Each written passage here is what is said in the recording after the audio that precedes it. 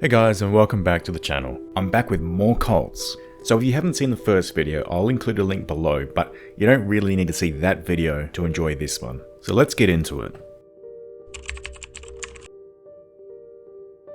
I've covered this one before in a previous video, but I wanted to bring it back up again, particularly because it's a cult, and especially because it's one of the most notorious ones in Australia and probably known at least among people who are interested in cults and that sort of stuff around the world. So it's called the family, but the Australian family, not the Children of God one. So also known as the Doomsday Cult, it was founded by Hamilton-Byrne in Melbourne, Victoria, Australia, somewhere around 1968. But to get the full picture, we need to track back just a little bit. So there was a guy called Dr. Rainer Johnson. He was a physicist and an author, and he was educated at the University of Oxford and the University of London, the top of his class. His publications placed him among the leading research scientists in spectroscopy. His Methodist Christian background and early friendship with the prominent nonconformist preacher and author Leslie Weatherhead shaped his commitment to basically use his education and his knowledge so far in the service of others. Dr. Johnson believed that blood serum could be analysed by spectroscopy, leading perhaps to the discovery of causes of diseases such as cancer, etc. So far so good. He eventually became interested in parapsychology and joined the Society of Physical Research, which is an English society of scientists who research paranormal events and experiences. Basically, they debunk things like haunted places, etc. Dr. Johnson eventually relocated to Melbourne, Australia, where he became the Master of the Methodists Queen College at the University of Melbourne. He focused his research on the paranormal and mysticism. He published a number of books on these topics, including non-Trinitarian views, which is basically, if you've watched a previous video of mine, Jesus is a prophet or a messenger, but not God himself, as opposed to being Trinitarian, which is God is Jesus, etc., etc. This obviously contradicted the Methodist Church, which at its core, it's Trinitarian. And pretty shortly after expressing these views publicly and publishing things, Dr. Johnson stepped down from his role at the college and retired. It's understandable that Dr. Johnson, or Rainer as I'm going to call him now, was in search for the meaning of life. Everything he'd worked for so far was in search for this answer, but not just for the meaning of it, but how to better life for everyone else too. But like most things, it can either go really well or it can go really bad. After stepping down at the college, Dr. Johnson travelled to India on kind of like a spiritual quest, pursuing his need to know the meaning of life. And India may have had the answers that he was looking for. This is where things started to take a turn. The trip reaffirmed him that he would never understand the meaning of life by intellectual endeavour alone, and that God definitely existed, and that parapsychology, which is the study of physical phenomena such as telepathy, clairvoyance, etc., and mysticism, was the path he needed to incorporate in his quest for the meaning of life. So when he returned to Australia, he and his wife Mary purchased a property in the suburb of Ferny Creek, which is in Melbourne. They called this place, and I apologise for mispronouncing this, Santiniketan, a loosely translated Bengali word for Adobe of Peace. And it would serve as a headquarters where Dr. Johnson and his wife would preach the word of God, as well as their doctrines, which is where I said things are going to take a turn. Now enter one of their most prominent followers, Anne Hamilton-Byrne. Anne was a Hatha yoga teacher. She led philosophical and religious discussion groups at Santiniketan and would recruit members into Dr. Johnson's cause via her Hatha yoga classes.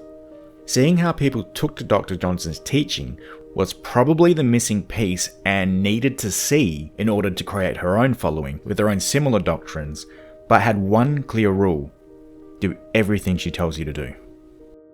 And pretty soon, Anne started running her own group, building off the Santiniketan group, but with one major change. She claimed to be the reincarnation of Jesus Christ and a living God, which contradicted the non-Trinitarian views that Dr. Johnson got kicked out of the university for and started his group upon.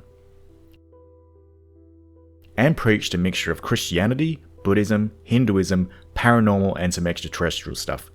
She originally called this group the Great White Brotherhood, but it would later be called the Family. The headquarters was a sprawling wooden lodge dubbed Up Top on the shores of Lake Eldon, Victoria, about 3 hours out of Melbourne. During the late 1960s and 70s, one of Anne's followers, Marion Villemek, owned and managed the New Haven Psychiatric Hospital in Kew. Meanwhile, the family silently took over the entire hospital due to Marion's membership, so most of its staff and attending psychiatrics were also members of the family. It basically served as a front to recruit patients and perform experiments on patients by administering LSD, giving them electroconvulsive therapy, and performing leucotomies, or also known as a lobotomy. Basically where they sever the frontal lobe from the rest of the brain to try cure schizophrenia and depression. The hospital was also used to funnel LSD to Anne, which she would use on herself and give sermons, and use on her followers to guide them through their trips and manipulate them while they were in their vulnerable states, to try and make them believe that she was the one true God. New members were also forced to use LSD for prolonged periods of time as some part of initiation rite. While delivering a sermon on one of her trips, Anne had a vision that the world was going to end, hence the nickname the Doomsday Cult, and that her followers would survive and become a new master race. Anne also adopted several children who she raised as her own, claiming to them and to everyone else that she was their biological mother. In reality, they were abducted, forcefully signed over by members, or were not related to her in any way. They were mostly blonde, or their hair was bleached to be blonde, and made to wear identical clothing and have the same if not similar hairstyles. Anne's adult followers, who she referred to as aunties and uncles, were made to help raise and educate the children. The cult's abuses were brought into light in the 1980s when two of the children, Sarah and Ben, ran away and sought help from the police. The police raided Up Top, where they found a number of children who had been subjected to exploitation and neglect. The children had been raised in isolation from the outside world, and many of them had been given false names and birth dates. Several members of the group were charged and convicted of crimes related to underage misuse, including Anne, although she'd never saw the inside of a jail cell. In my hometown of Perth, the group was known as the Santiniketan Park Association, and they operated a daycare centre. That centre was shut down in the late 1980s, and several former members of the group came forward with allegations of exploitation and mistreatment. The only punishment Anne ever received was a $5,000 fine for falsifying papers for 3 of the children. The family's legacy continues to be felt today. Many of the children who were raised in the cult still struggle with the trauma they experienced. Not just the children, but also the adults too, and the people that were harmed by chemicals, made to give up their children and their livelihoods, are just some of the devastating examples of how damaging this cult was. In 2009, a group of former members filed a lawsuit against Anne, alleging that they had been subjected to exploitation and mistreatment. The lawsuit was settled out of court, with Anne paying an undisclosed sum of money to the plaintiffs. WikiLeaks founder Julian Assange was kind of a member of the family at one time. His stepfather Leif was apparently a member of the family. He met Julian's mother and subsequently they were introduced to the family, but they eventually fled and went into hiding for some years. Anne died in 2019 at the age of 97. I love children.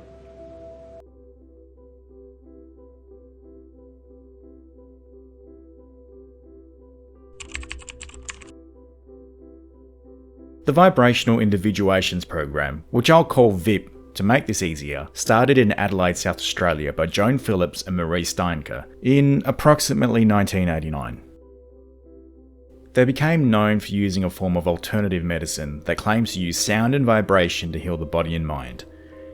Its members were made to wear pink or white underwear and were reported to have given bizarre and potentially life-threatening diets, such as one that a former member shared with the newspaper, The Advertiser.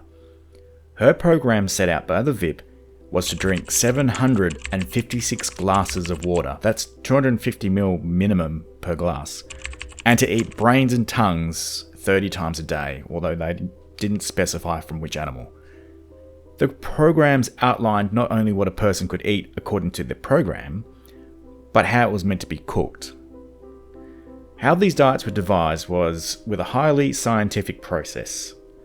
Joan or Marie would run vibrations of the muscles which would show the different energy levels of that person. It's their expertise that would then know how to read these vibrations and determine the best diet for that person. Yeah. By 1999, the South Australian state government started investigating the group after questions were raised with the Human Services Department. Senator Grant Chapman alleged that children that were born into the group or the children that were brought into it were being fed bizarre food from birth or from when they were brought in. And as a result, the children who were in the most important stages of their lives were dangerously malnourished, underweight, and underdeveloped. In addition, children were also being isolated from the outside world. They weren't allowed to have birthday parties, they weren't allowed to go to a friend's house or have a sleepover in case the host parents fed the child something normal. A number of VIP members had died or suffered serious health complications after following the programs, including more bizarre diets like drinking urine, fasting excessively, and eating air. They were also taught to refuse any medical treatment as it would mess with their diets and be harmful. Senator Chapman also accused VIP of using mind control techniques such as isolation, indoctrination, and intimidation to manipulate the followers. In other words, they were acting like a cult. Former members also reported that VIP forced them to break up with their partners. Sorry, I misread that. Let me correct that.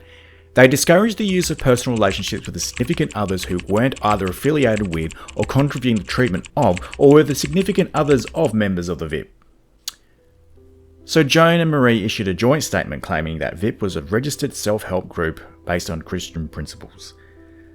VIP is still active today, although it goes by the name VIP, which is Vibrational Individuation Program Incorporated. The VIP also operated in the 4 big Aussie states at the time of their peak period, which was around 1999, and also currently, but hopefully to a much lesser extent.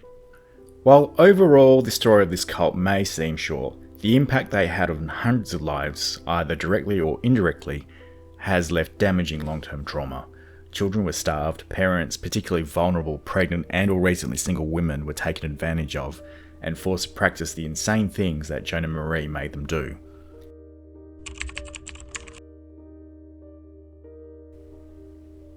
Raëlism was started by a French former motoring journalist and test driver named Claude Vorilhon, who started this group after an alien encounter in December of 1973.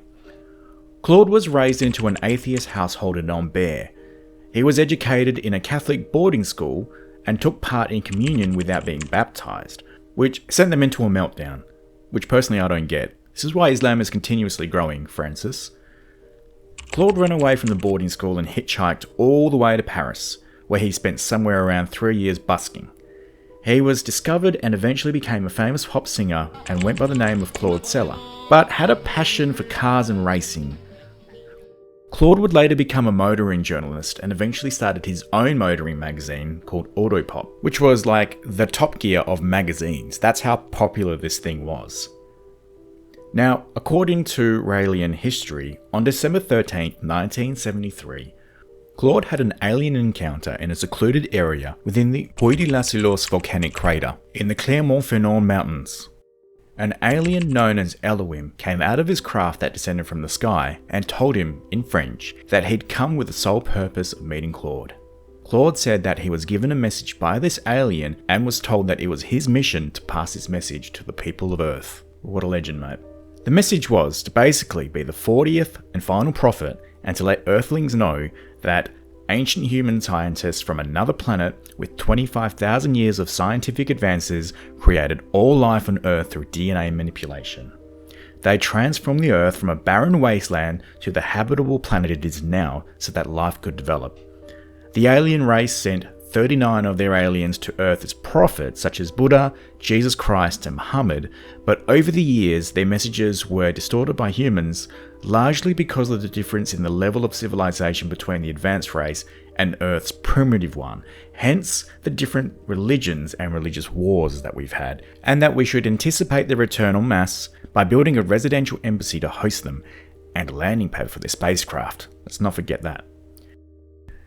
Claude then started going by the name of Raël, started the Raëlian movement, publishing the word of the Elohim, publishing books with his story involving the alien.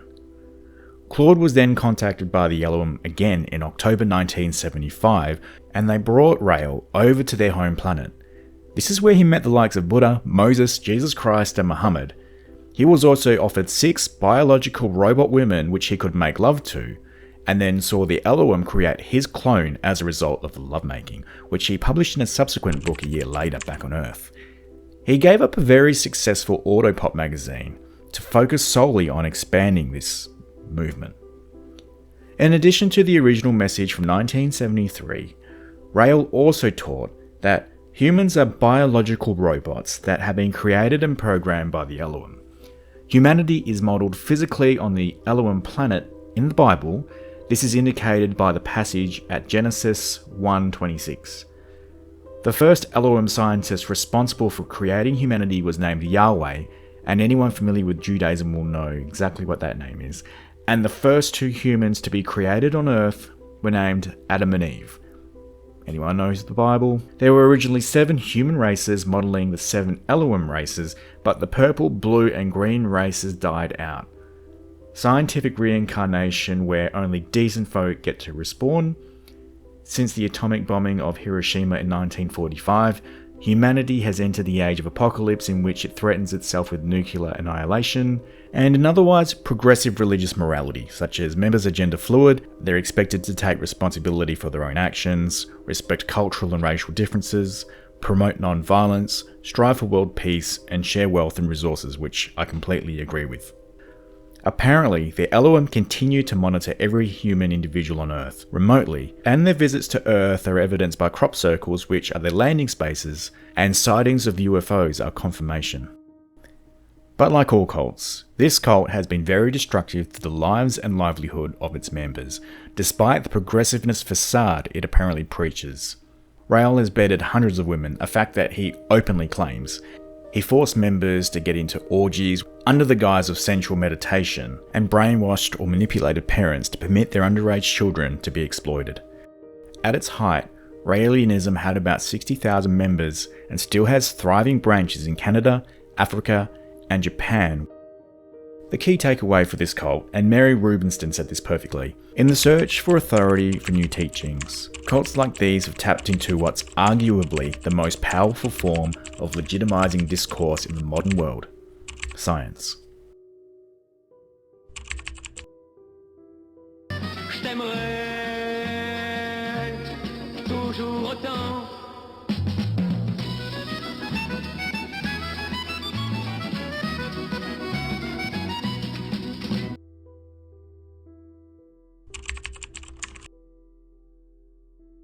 This one is heavily influenced by aliens too. A guy named George King beat Claude to the punch by about 20 years. He founded the Aetherius Society in 1955 in London, England, believing that space aliens that George called the Aetherius are our higher power. It also had elements of Christian, Hindu and Buddhist millenarianism, or in other words, a belief that a major transformation of society is coming. George preached that space aliens held the key to the salvation both of the planet as a whole and of every individual on Earth. These particular aliens apparently recognize the extent of suffering on Earth and have made countless sacrifices in their mission to help us create a better world, which to me is highly plausible if extraterrestrial life 100% existed, looked at our planet and went, yep, or they'd avoid contact altogether. Prior to the Aetherius Society, George was a London taxi driver. He was brought up in a strong Christian household, but his folks dabbed with the occult, which eventually George pursued in his adult life. Things such as spiritual healing, such as Reiki, and different types of yoga too. So it was while he was meditating one time that he achieved a state of samadhi, which I guess is like a type of vision quest, and it was in this state that he was apparently contacted by an alien intelligence known as the Aetherius. As a result of this contact, he gained psychic powers too. Then a week later, we're again talking apparently because ultimately none of us were there except George, the spirit of a famous Swami, which is a Hindu religious teacher, appeared to him inside his apartment that was locked and revealed that something big was coming and to spread the word. However, George chose not to name this famous Swami apparition. So because of his psychic powers, George could communicate with Aetherius and he would channel them and record their messages. Based on his experiences and these messages, George found the Aetherius Society. So in a nutshell, some of their core beliefs: various religious figures come from different planets, such as the Hindu god Krishna comes from Saturn, while Jesus and Buddha come from Venus. Those divine figures that come from the same planet like Jesus and Buddha, their teachings were identical. The next one is karmatic reincarnation, which, I guess like Judaism and Sikhism, you're reincarnated with the goal of becoming better each and every time you respawn until you achieve a place in a higher place like heaven, or in Aetherius' case, you become a cosmic master. The next one is Earth is a way more advanced living being than its living inhabitants, meaning that it's a way more advanced life force than we are. And lastly, spiritual welfare. Basically, because of our poor choices on Earth as a race, we're under frequent attacks from evil forces from other parts of the universe, and that the space aliens have been fighting off a number of evil alien invaders from invading our universe.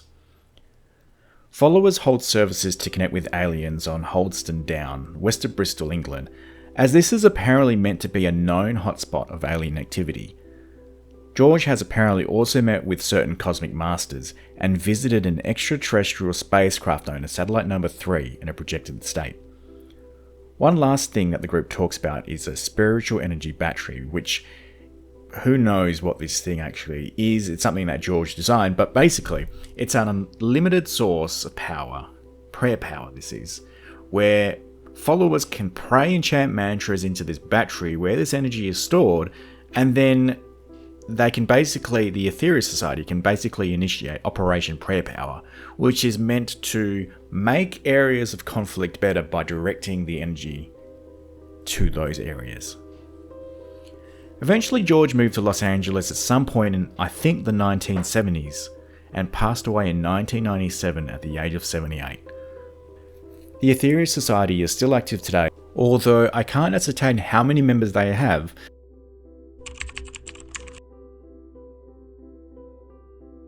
The Rajneeshee movement was founded as the Neo-Sannyas international movement in 1971 by Chandra Mohan Jain.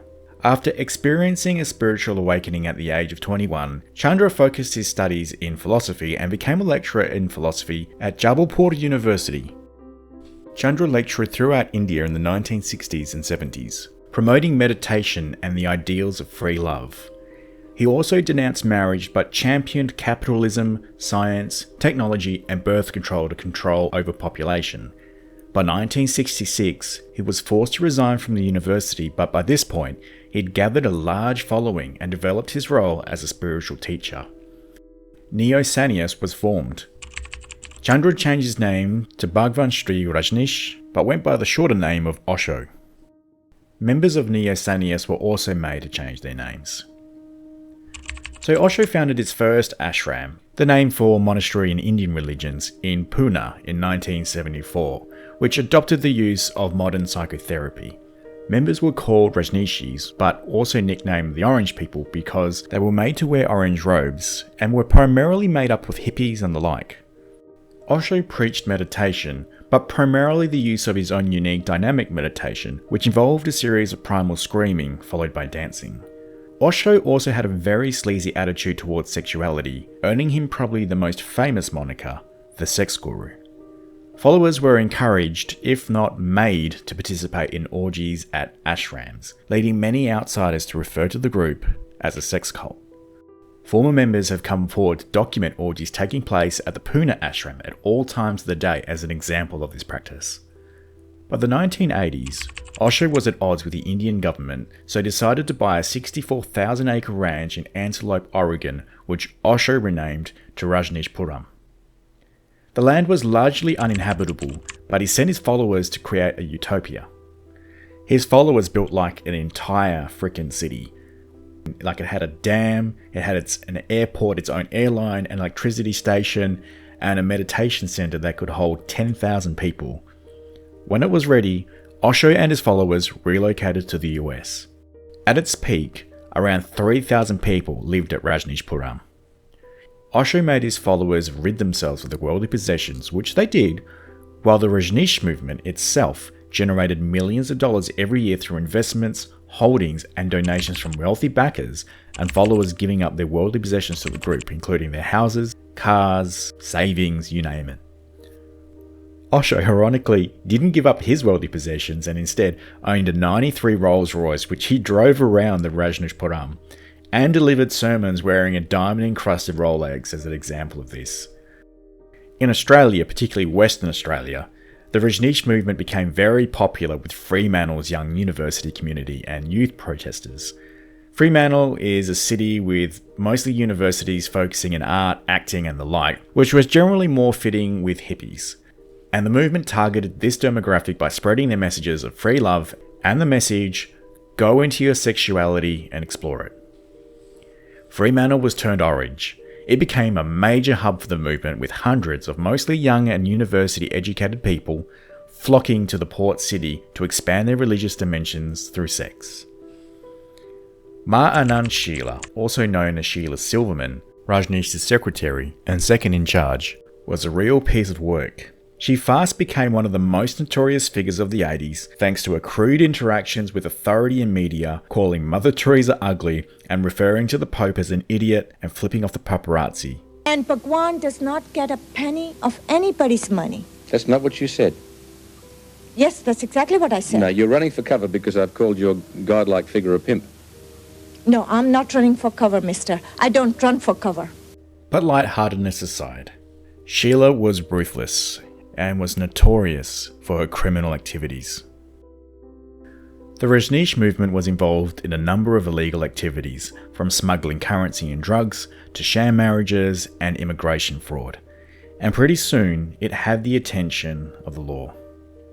The US State Attorney in Portland, Charles H. Turner, was appointed to investigate the group's illegal activities. Sheela orchestrated a number of hits on law authority figures and the wider public in general, most notably of the following events. The contamination of 10 salad bars in the Dalles, Oregon, which resulted in the poisoning of 751 people with the intention of incapacitating voters in the Dalles so that their own two candidates would win in the Wasco County elections, the second largest county in Oregon. The contamination hospitalized 45 people, but their plan to stop voters didn't work. Voters turned up in droves to vote against the Rajneeshee candidates. The group then tried to bring in a number of homeless people and register them to vote, but the registrations were denied by the state office. The next one was the attempted assassination of the Oregon politician James Kamini. Sheela and a team of assassins went to Vincent Hospital one night in 1985 in Portland, Oregon. This is where James was recuperating from a surgery. Sheela went in, armed with a syringe, to inject into James's intravenous tube that would apparently stop his heart. But once inside his 11th floor isolation room, she discovered that James wasn't on an IV. I guess at this point she freaked out and fled with a team of assassins. The next one is the attempted assassination of Charles H. Turner, the guy that was investigating the Rajneeshee movement. The Rajneeshees went so far as to purchase weapons, rent an apartment in Portland as a base of operations, and surveil Charles's home, office and car. Thankfully, the assassination plot was uncovered by federal law enforcement as a result of them surveilling the Rajneeshee members. And on January 14th, 1985, the Wasco County Planning Department office, which held the files of long-running disputes involving the Rajneeshees, was set on fire. The fire extensively damaged the office and destroyed 1/3 to 1/2 of the county's files. This is just to name a few of the high-profile criminal acts caused by the Rajneeshees. As a result of the investigation, the Rajneeshee was going to be torn down. It was destroyed in 1986 by authorities, and that's when they discovered the largest wiretapping operation in all of US history at the time. The Rajneeshees were listening in to a number of government offices and homes, all sorts of businesses and the like. So in September of the previous year, Sheela fled to West Germany after Osho discovered that Sheela, his most trusted and loyal follower, had bugged his personal living quarters and ordered a hit on his personal doctor. Osho came forward and reported Sheela and others responsible for committing a number of crimes, including the ones I mentioned earlier in this part, to US authorities, They later convicted several members of the movement, including Sheila.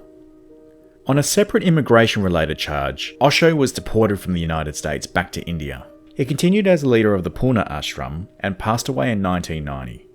Today, the movement is now known as the Osho Institute, and the Pune ashram is now known as the Osho International Meditation Resort, which attracts around 200,000 visitors a year. There's also hundreds of Osho meditation centres in 80 countries, including Australia, particularly around Sydney and Byron Bay.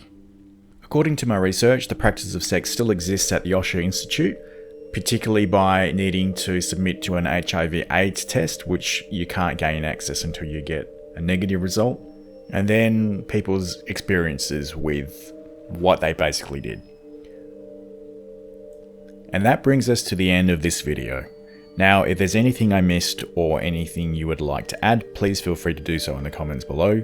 If you like this video, please give it a like, and if you want to see more of this content, please subscribe to the channel to get all the latest.